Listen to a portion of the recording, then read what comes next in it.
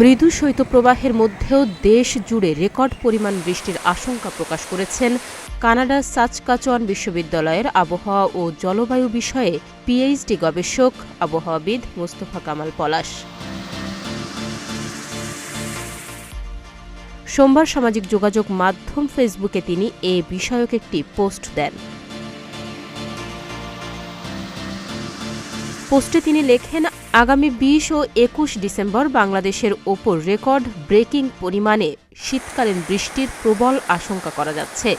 ২০২২ সালের ৪ ও ৫ ফেব্রুয়ারি যেরকম রেকর্ড পরিমাণে বৃষ্টি হয়েছিল, এরকম পরিমাণে বৃষ্টির আশঙ্কা করা যাচ্ছে।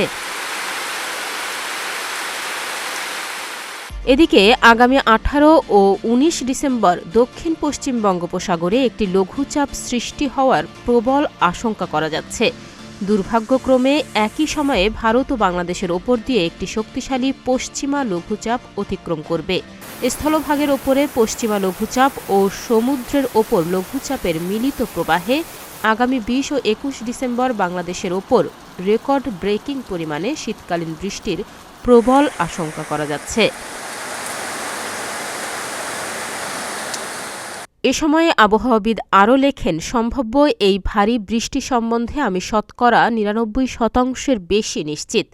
সবচেয়ে বেশি পরিমাণে বৃষ্টির আশঙ্কা করা যাচ্ছে খুলনা, বরিশাল, ঢাকা ও চট্টগ্রাম বিভাগের জেলাগুলোর ওপরে। দ্বিতীয় সর্বোচ্চ পরিমাণে বৃষ্টির আশঙ্কা করা যাচ্ছে রাজশাহী, ময়মনসিংহ ও সিলেট বিভাগের জেলাগুলোর ওপরে। অপেক্ষাকৃত হালকা পরিমাণে বৃষ্টির আশঙ্কা করা যাচ্ছে রংপুর বিভাগের জেলাগুলোর ওপরে।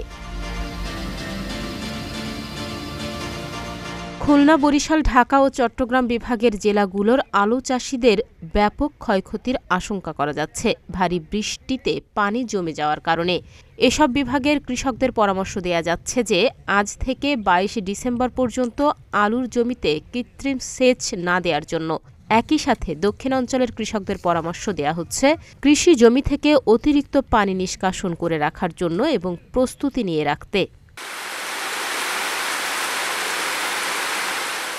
তাহমিয়া ইয়াসমিন, প্রতিদিনের বাংলাদেশ।